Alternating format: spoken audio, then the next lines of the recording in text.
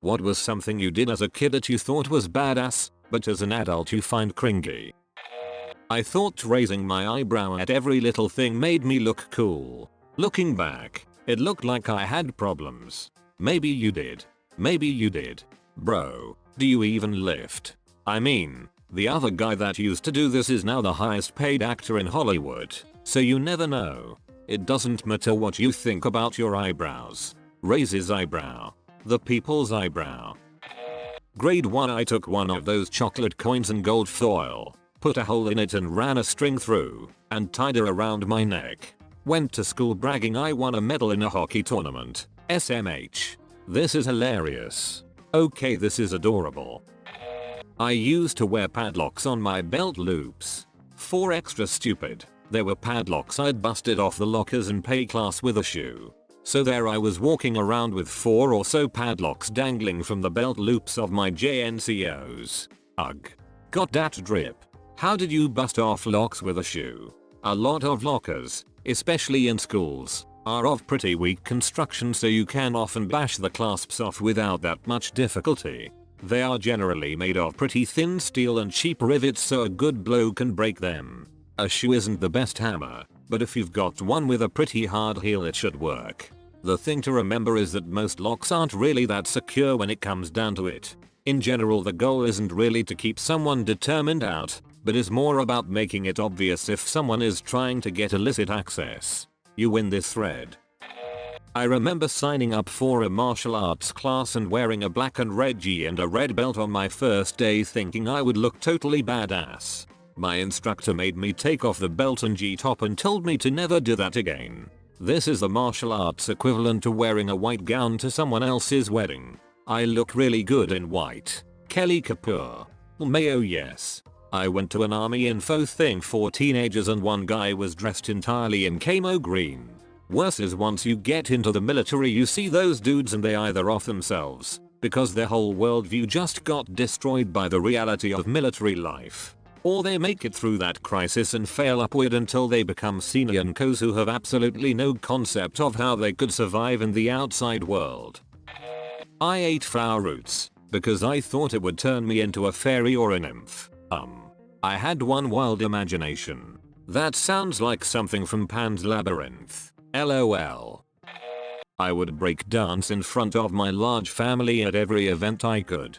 Unfortunately, my father likes to film things for memory, so every so often I am reminded of my god-awful dance moves as a 10-year-old when we watch old home videos. I would also do finger guns at the camera afterwards like I was the best dancer ever filmed. Okay, at first I was thinking that's not that bad. Until you got to the finger guns. Saying bad morning to the teacher.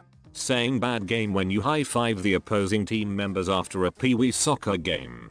Damn, my little league progressed to frick you. Frick you, your mom's hot. Frick you by 9 years old. Saying present instead of here.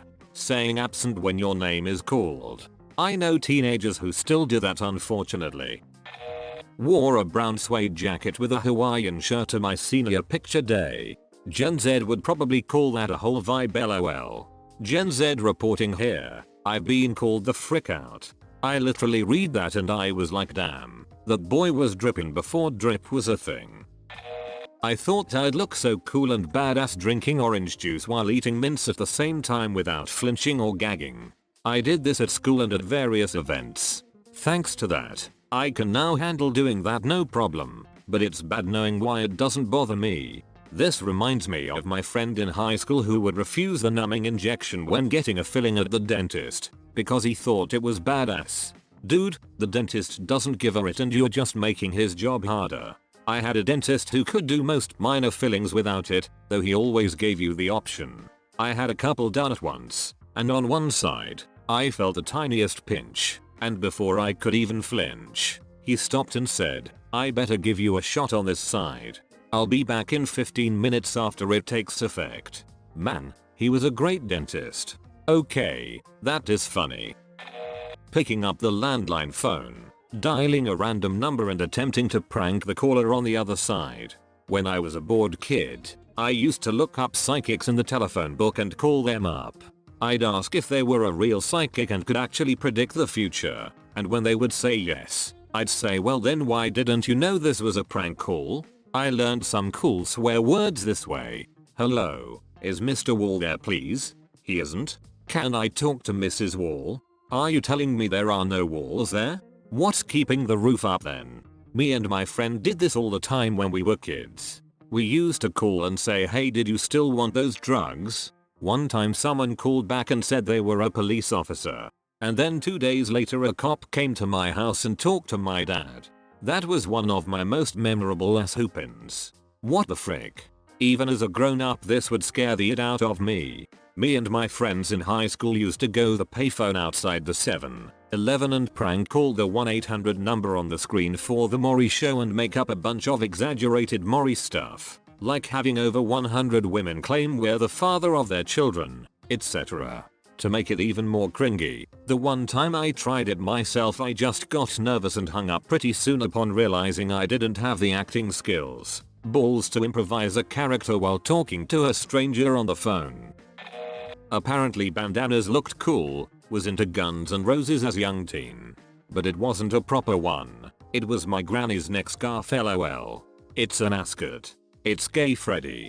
Not that there's anything wrong with that, but you need to know. For a minute I thought you were quoting Scooby-Doo. Did you mean my entire teenage experience?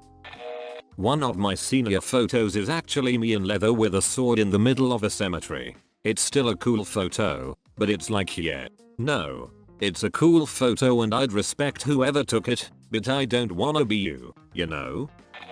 Eating ants. When my brother was 3, I found him eating ants. I asked why he was doing it, and he said I'm being Baloo the bear. This was such a reasonable explanation that 7-year-old me just shrugged and walked away. This thread is full of seemingly normal stuff and this man is eating ants. Getting a lollipop and acting like it was a cigarette. Have you seen kids with Smarties? Oh, some of my old friends used to smoke Smarties. One of them ended up having a coughing fit, and the other got the dust in his eye and it turned all red. I growled at my neighbor when I was 5. I used to bark at people I was chasing while playing soccer, thinking it'll scare them that a dog is coming. It distracted them alright, but I think a barking kid coming at you is more unnerving than an actual dog. My sister had a girl hiss at her during a soccer game. She hissed back.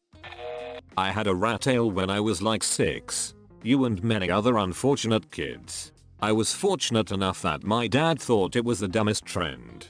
Frick, I literally had one, because my stepdad thought they were so cool.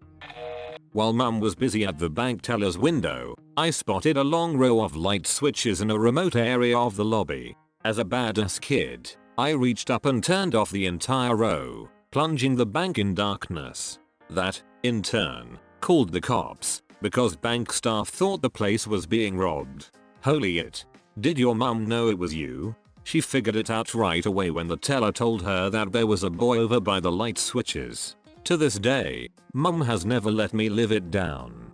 Damn, it must be tiring to have to hear that story every time there's a family gathering. You're right, Charlotte Lottie. It was also embarrassing to hear it yet again when I'd bring dates or friends home, too.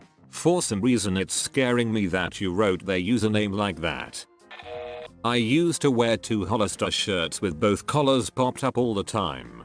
Jesus, I hate looking at those pictures in my mom's house. When you pop your collar, the itch is gone holla. Fashion designer here. Popped collars originate in tennis and golf as a way to block your neck from the sun. Those two sports being traditionally rich people sports, the trend was adopted as a status symbol by the young Brooks brothers. Vineyard Vine's Northeast preppy crowd who took it to college with them and passed the trend to the wannabe rich kid Abercrombie and Aeropostale crowd who were then emulated by their younger brothers in high school who ushered in the rightful death of this trend in the mid-2000s. Perhaps it would revive again in 20 years when the kids of the people who embrace this trend see pictures of their dads with popped collars and then do it to be ironic. Until then your only option for successfully pulling off this not trend is to be a douche among douches. If you don't write scathing reviews of fashion trends for a major publication, you're missing your true calling in life. Douche among douches is my new favorite phrase. Mid 2000s is about right for me. I think 2004 is my HS school picture where I am sporting 2 popped collars. I mean, you have to look your best for picture day. In my defense, if there is one, Hollister and A&F did make the shirts to be worn that way with the logo on the top being the color of the one you would wear underneath, and vice versa. The backstory of the trend is interesting though.